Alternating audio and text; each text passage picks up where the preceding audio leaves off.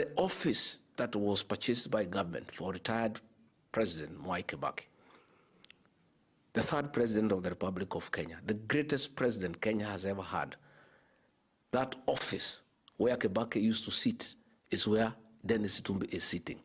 He is sitting on the chair Mwai Kibaki was sitting on. He is using the office that was being occupied by Mwai Kibaki. What disrespect to Mwai Kibaki and to the people of Kenya, that a blogger has been allocated the office that was occupied by the third president of the Republic of Kenya. And that is where the PSs and the CEOs of parastatals are being summoned by Dennis Itumbi. And he calls the president and puts him on speakerphone and says, I have told them your message. They are preparing. There's a lot of intimidation. PSs are crying. CEOs of parastatals are crying because of the level of extortion by William Ruto through Dennis Itumbi to fund by elections in the mountain. This Dennis Itumbi, a blogger, is the one in charge of government, not Kindiki. When Ruto goes out of the country, he leaves Dennis Itumbi in charge. And you saw yesterday, the CS National Treasury is a very senior cabinet secretary with executive powers. But the meeting he is in is being chaired by Dennis Itumbi. Ordinarily, that meeting should have been chaired by the deputy president, the fake one. Or, at least, the head of the public service, Felix Kosgei. But William Ruto, because of despising the people of Kenya, designates a blogger, Dennis Itumbi, to chair a meeting to unlock a crisis in his country when he is wallowing in luxury, in private jets, being massaged in air. That is the kind of joke that we have in our country. I want to ask the PSs and the CEOs not to give that money for Olkalau and to go to their offices and work. They are telling me they have been told to camp in Olkalau to go and campaign. Most of them are saying they don't even know how to campaign. They have never participated in politics. Each has been allocated a polling station and told to give money and go and campaign for the UDA candidate in Olkalau. They are all working under Dennis Itumbi, a blogger. He is. Choose from thousands of realistic voices to use in your content.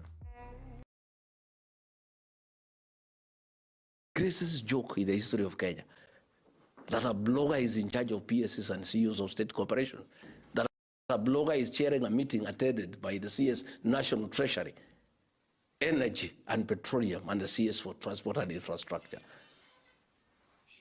That is how casual William Ruto treats the people of Kenya and the challenges that they face. But of course, the worst joke is Kipchumba Murkomen. He's the worst CS Interior we have seen since independence. It's such a joke.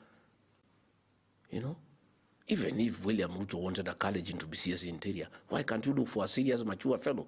Why do you give the job to a CS who is childish and juvenile? A fellow who reduces a national crisis into a tribal joke. You know? That is how serious the situation back home is.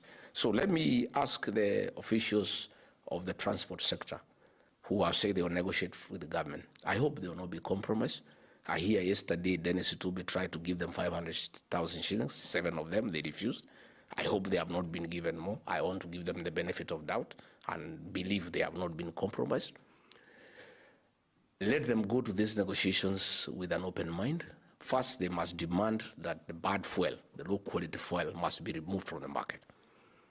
They must demand that William Ruto must forego his profit. They must demand that VAT must be brought to zero.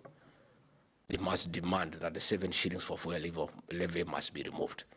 If they do that, fair enough, we proceed. If they are compromised and agree that everything is okay, if they will be contented with the 10 shillings, then ourselves on coming back, we'll have to consult with the other leaders in the United Alternative Government and decide a way forward for the people of Kenya. So I needed to talk about those few things because it's important that we let the people of Kenya know what is happening. And I really urge the people of Turkana to wake up and say no. They cannot allow theft of a God-given natural resource that would have benefited the people of Turkana to benefit one William Ruto and his company, Gulf Energy. It is immoral, it's unacceptable, and all Kenyans must support the people of Turkana. Thank you very much. Asanteni sana. And ugly thinkers. How do you reduce a national conversation and national rage by people of Kenya to an ethnic profiling? Mr. Murkomen, you think Kenyans are fools, or you think they reason like you? This government is just a Tower of Babel. Why can't you listen to the people of Kenya on what they want? They are the taxpayers. Kenyans are saying that they have reached an elastic limit and a breaking point. The 1 week strike suspension is just a decoy. There will be no negotiations.